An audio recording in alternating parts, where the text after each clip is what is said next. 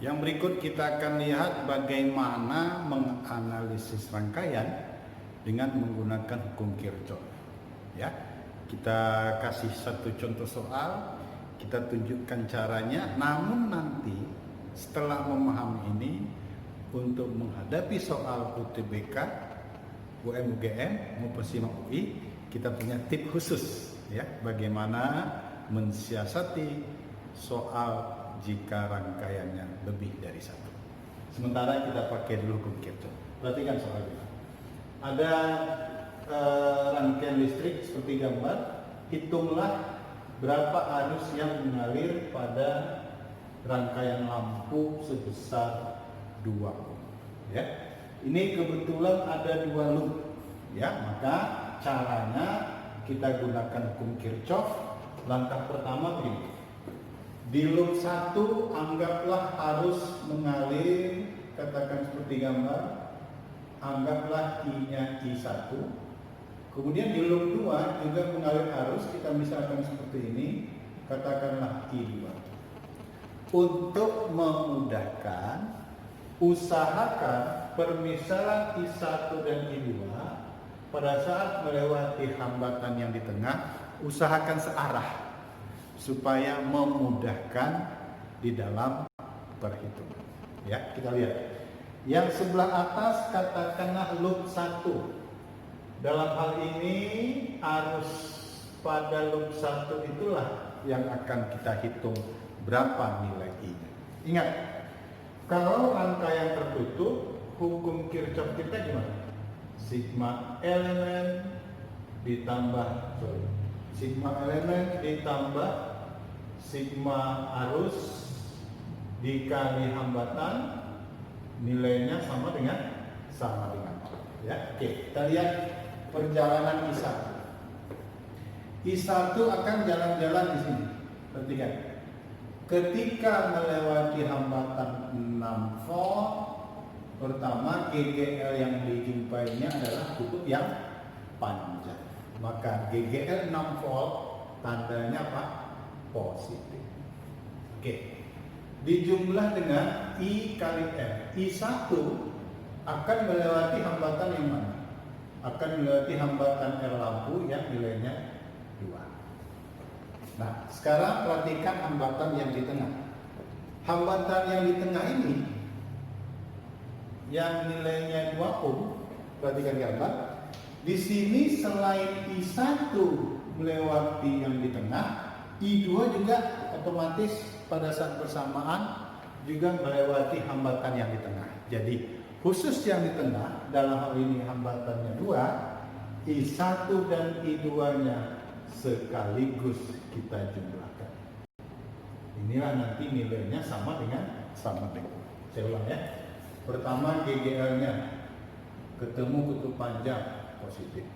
Yang kedua, karena kita tinjau loop 1, bayangkan I1 melewati R2 ohm, I1 kali 2. Nah, terkhusus hambatan yang di tengah, hambatan yang 2 ohm ini, di sini ada 2 arus yang lewat bersamaan, yaitu I1 dan I2. Karena searah, I1 dan I2 yang lewat di hambatan tengah dijumlahkan perkaryaannya.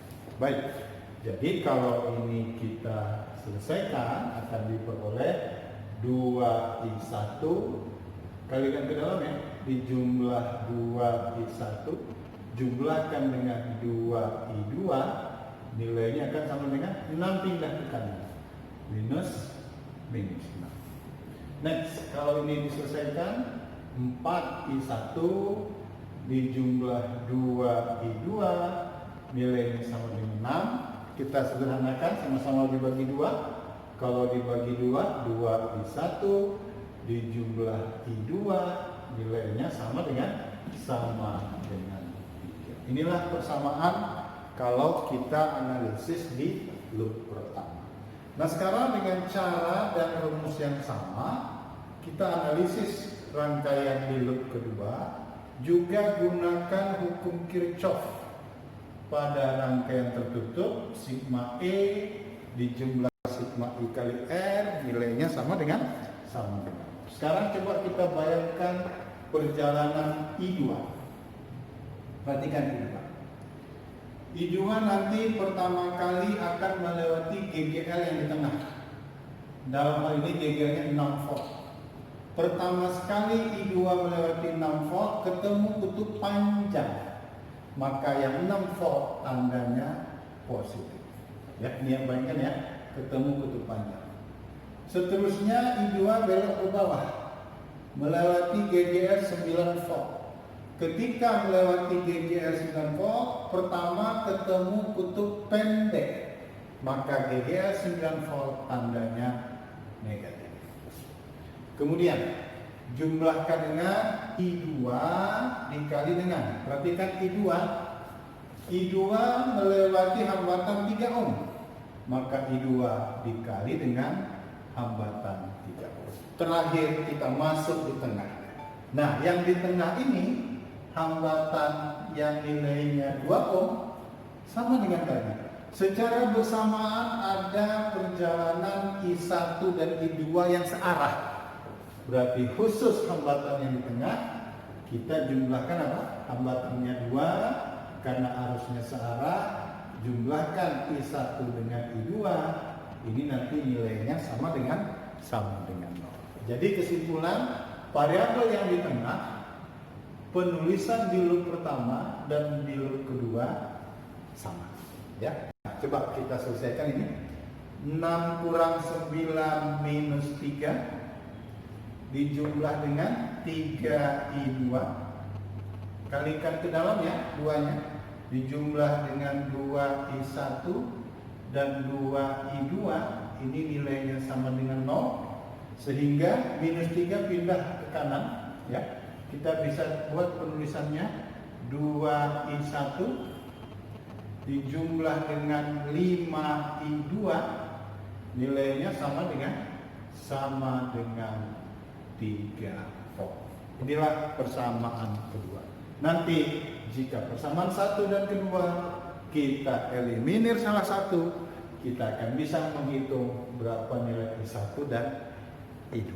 Kita akan lanjutkan setelah yang satu ini.